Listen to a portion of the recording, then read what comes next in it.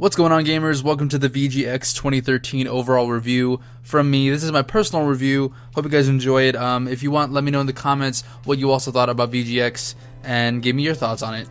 So if you guys don't know what the VGX is, it was originally titled the VGAs, Video Game Awards, but I don't know why they changed it, maybe to draw in a new crowd, maybe to change up their look. I have no clue, but they are the Video Game Awards. They just changed the name. And this year it was all digital. You can stream it on your phone, your Xbox, your computer, your tablet, your laptop. I don't know why they couldn't bring it just to cable network. Maybe Spike didn't want to pay for the time slot. I have no clue, but I will be giving my thoughts on all the big highlights that I loved, and I'm going to be giving my thoughts on things that I really did not like.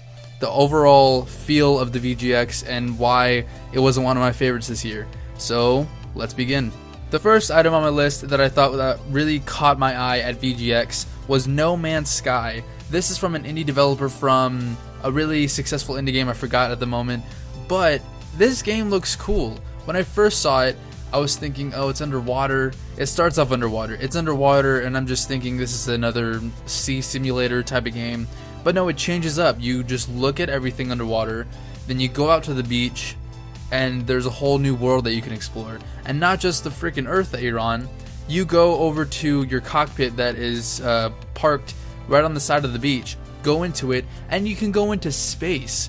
It looks like a free roam galaxy space travel simulation type of adventure game, and that looks incredible. It looks fun. It looks like something I've never seen before. I've never seen something like that. The only thing that reminds me of this is like Star Wars or Destiny coming out in September. So it looks fantastic. It really caught my attention when I looked at it again. I really hope this game is not a PC exclusive. I hope it's for Xbox One or PS4. I would love to play this on next gen. I would love to do videos on that. Anything that has to do with space or space travel or just otherworldly adventures, I am in. I don't know if this is a first-person shooter. It looks first-person. I don't know if it's a shooter though. But this game looks very intrigued. Go in the comments, not the comments, sorry. Go in the description below. I might put a trailer from the game's developer there, a link to it. So yes, this game looks so much fun. I cannot wait to play this. Hopefully I can. Hopefully it's not for PC. And that's about it. Let's move on. So the second keynote that I really liked about the VGX was Quantum Break and its gameplay trailer. I really like Quantum Break's developer Remedy. They made Alan Wake and Alan Wake American Nightmare and the first two Max Payne games.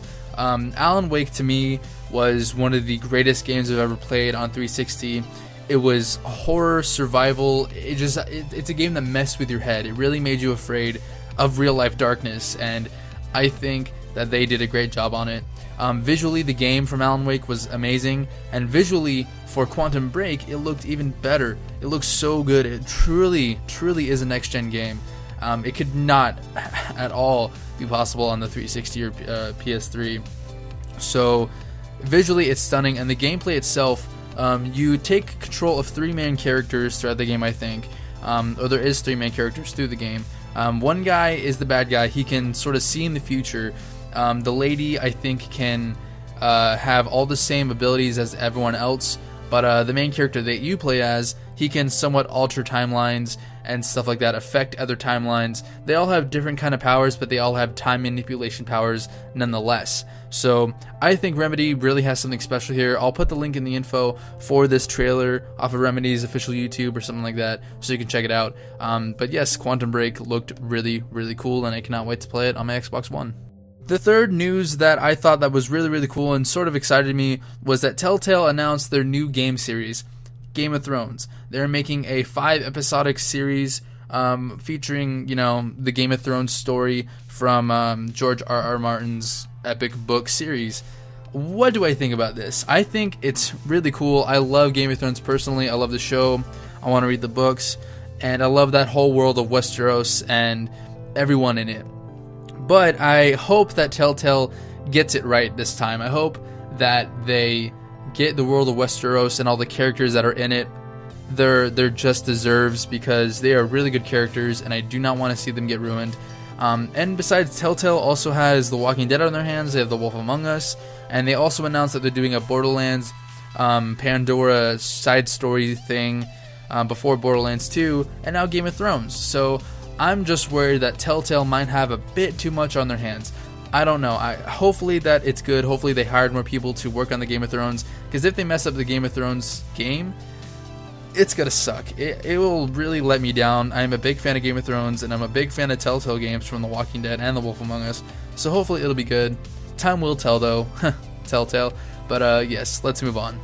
The fourth story that I thought that was really kind of cool, not really game revolutionizing or announcement wise, but it was just really cool to find this out. Tomb Raider is coming to next gen, PS4 and Xbox One. It's already out for PS3 and 360. When I played it for 360, or when I was going to play it, I wasn't expecting anything to be good about it. I saw some gameplay and I'm like, alright, and I'll give it a try. And I actually really liked Tomb Raider. It was so cool. The visuals were fine. They looked really good. There was maybe a hiccup here or there for some rendering and some glitches, but that doesn't take away from the experience of Tomb Raider. It's a game on all its own. You play as Laura, just trying to survive. That is it, and she survives. She gets beat up and almost killed on a dozen of occasions, and she still whoops ass.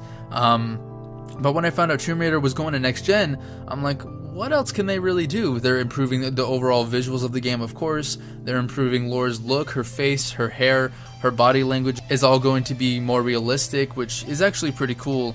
I really didn't have a problem with her hair or the way she looked in the 360 version, but if it improves on, awesome. They also said they're putting in all the DLC, everything in it, so if this does come out for Xbox One and PS4, it might be the same price. If it is, I'll probably wait on it to get down, but I would love to see how it plays on the Xbox One and get the full next-gen effect on Tomb Raider, and I cannot wait. So those were all my stories that I really liked about VGX. Now I'm going to talk about some bad stuff that I did not like. I have a couple stuff. I want to mention first the host. Jeff Keighley, he was fine. That's his job. He is the main host for Game Trailers TV and the website. He did a fine job. He was trying to have fun. He was trying to be intrigued in all the games. I can see that he was trying. But the other host, Joel McHale, the guy who's in the community, the guy who does the soup, and all that other stuff, he was bad. I'm sorry, all Joel McHale fans, if you hate me for saying that, but I'm coming from just a viewer standpoint and a video gamer standpoint and a YouTuber standpoint. He did a really bad job. He was not intrigued in any games. Like, he clapped every now and then when a zombie's head got hit, but the jokes that he threw out, everything that he said was just half-assed, and it was so just, I don't want to be here. I hate bagging on someone, but I really think that Joel McHale, if he's gonna get hired to host a really big video game pop culture event, the awards for the video games, he should have at least some enthusiasm about it. And I know if you're not a gamer, but it's a gig and you need to be professional as hell. It doesn't matter who you are. If you're going to be hired for something, you got to be professional about it. That's just my opinion. I hope next year they choose a different host. I think last year they had Samuel L. Jackson or Jack Black, and they're fine. They're hilarious. I love them both. But Joe McHale, come on, dude. If you're hearing this right now, probably not. I don't know what you were doing. I don't know if you were just trying to be funny. All of his jokes were really not funny. They were just sort of thrown in there to pass time.